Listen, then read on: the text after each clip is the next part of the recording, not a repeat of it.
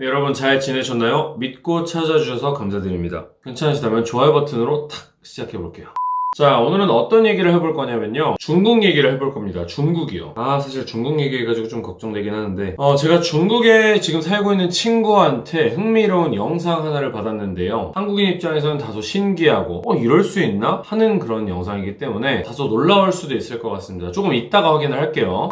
우선 며칠 전에 트럼프가 중국 앱인 틱톡과 위챗을 금지해버리겠다 이렇게 선언을 해버렸죠. 그 이유는 국가 안보를 위협한다 라는 그런 명분이 있었는데요. 트럼프의 위챗을 퇴출시키는 거는 unwelcome 하면 환영하지 못하는 거겠죠. un이 부정 접두사니까 환영하지 못하는 신호다. 누구에게요? 중국 커뮤니티, 그러니까 미국에 있는 중국인들이 되겠죠. 미국에 있는 중국 혹은 중국과 관련된 사람들한테 별로 그렇게까지 환영받지 못하는 신호가 되고 있다 라는 얘기인데, 그래서 혹시나 모르시는 분들이 계실 수가 있는데 위챗은 한국어로 쳤을 때 카톡 같은 겁니다. 근데 특이한 점은 중국에서는 미국 앱인 왓츠앱과 인스타 이것들을 금지시켰는데, 그래서 중국 내에서는 사실상 위챗밖에 쓰지 못한다 이렇게 보시면 될 것 같습니다. 우리나라 같은 경우는 공산주의 국가가 아니기 때문에 다 사용이 가능하죠. 위챗도 사용이 가능하고요. 그러니까 이 위챗이 중국인들이 사용할 수 있는 유일한 메신저인 거잖아요. 그렇기 때문에 지금 미국 안에 있는 위챗 사용자들은 난리가 난 상황일 수밖에 없는 거죠. 이 앱이 없으면은 사실상 중국에 있는 가족들이나 친구들과 연락하기 더 어려워지는 거니까요. 그래서 지금 미국에 있는 위챗 사용자들이 트럼프에 대한 제재 소송을 나선다 이런 일들까지 벌어지고 있는 상황입니다. 트럼프가 갑자기 미치광이집 같이 반중을 한다고 이렇게 위챗까지 금지를 하느냐라고 생각을 하실 수도 있는데, 실제로 이제 틱톡, 위챗 같은 중국 베이스의 어플리케이션들은 이 개인 정보들을 수집해서 그거를 개인 정보를 수집하고 관리하는 기관이 중국 공산당이라는 얘기 때문에 그런 겁니다. 이것도 어떻게 보면 중국 입장에서 국가 안보를 위한 거라는 그런 명분이 있는 것 같아요. 그러니까 이게 어느 정도로 검열이 되고 활용이 되느냐라고 이렇게 말씀을 드리자면, 저는 이제 더 이상 위챗을 사용할 수가 없습니다. 제 핸드폰 번호로 이제 위챗을 쓰려고 그러면은 아예 지금 블럭이 되어 있어요. 그게 왜냐면은 옛날에 제가 유학을 하면서 2012년도였나 그때 중국인 친구들이 좀 많았었는데, 그 중국인 친구들이랑 이제 위챗으로밖에 소통을 할 수가 없으니까 이렇게 위챗으로 소통을 하면서 아무래도 이제 중국 문화에 대해서 궁금하잖아요. 원래 외국인 친구가 생기면 그 나라의 역사, 문화, 그 사람들의 생각, 편견 이런 것들이 더 궁금하기 때문에 제가 물어봤어요. 너희들은 마오쩌둥에 대해서 어떻게 생각해? 너희들은 자유에 대해서 어떻게 생각해? 민주주의에 대해서 어떻게 생각해? 그냥 이런 질문이었어. 뭐 마오쩌둥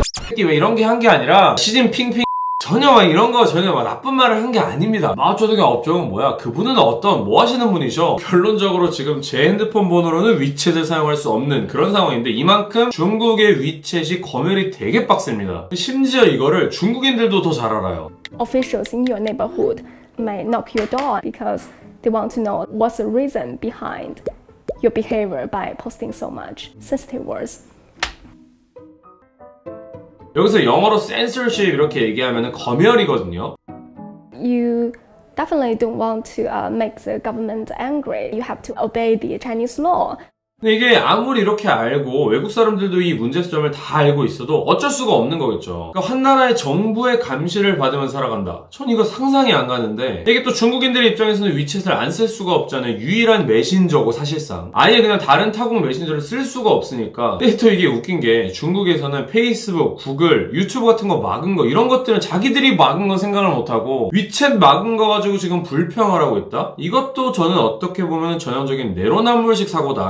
근데 더 놀랍고 되게 어떻게 보면 좀 충격적일 수 있는 거는, 이렇게 감시하고 통제하는 중국 정부의 이런 상황 속에서 중국인들은 마치 바이러스가 사라진 것 같은 그런 평온한 일상을, 마치 중국은 다 잘하고 있는 것처럼, 미제 코쟁이 놈들은 지금 바이러스 누적 숫자가 막 몇백만 명이 넘어가서 하루에 몇만 명이 바이러스 감염돼가지고 결국에 그 제국이 무너지고 있는데, 중국은 다 잘 되고 있고 심지어 홍수가 난 것도 모르고 있다고 해요. 제 친구가 저한테 정확히 이 영상들을 리뷰해주면서 뭐라고 했냐면은, 코로나 전하고 별 차이가 없는 느낌.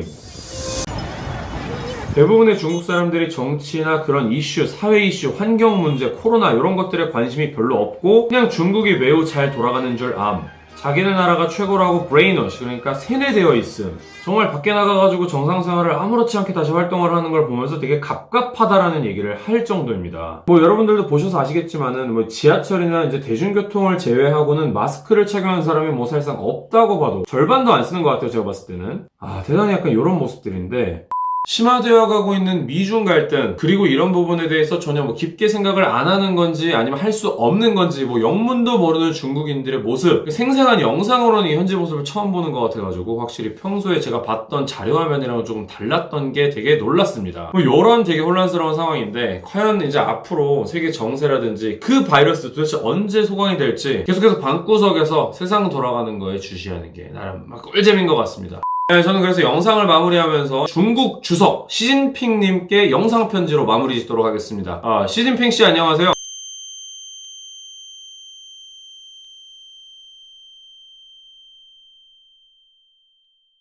前